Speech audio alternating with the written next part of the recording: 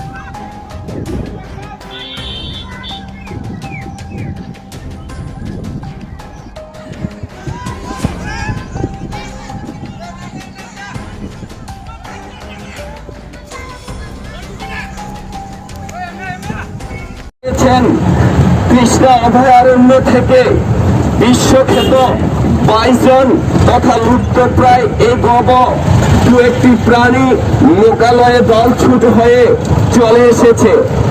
কৃষ্ণা অভয়ারণ্য এবং বন দপ্তরের সহায়তায় ওদেরকে পুনরায় বনে পৌঁছে নিয়ে যাওয়ার জন্য প্রচেষ্টা চলেছে।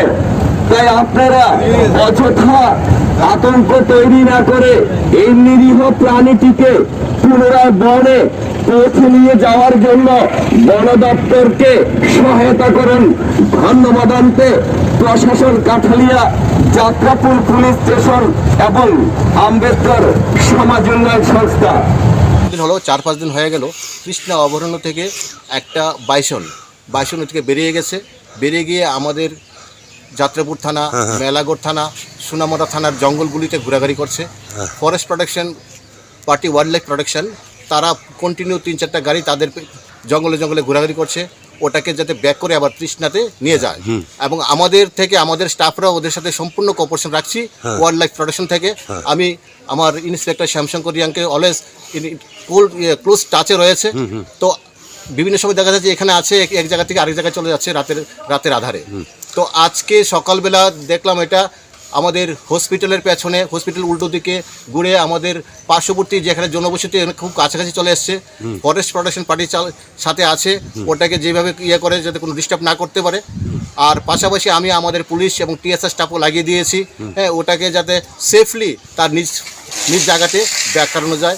এবং তাছাড়া কিছু আমার কাছে দেখলাম কিছু মানুষ ওটাকে ধাওয়া করার জন্য প্রায় 50-60 জন গ্রামবাসীরা একসাথে করছে।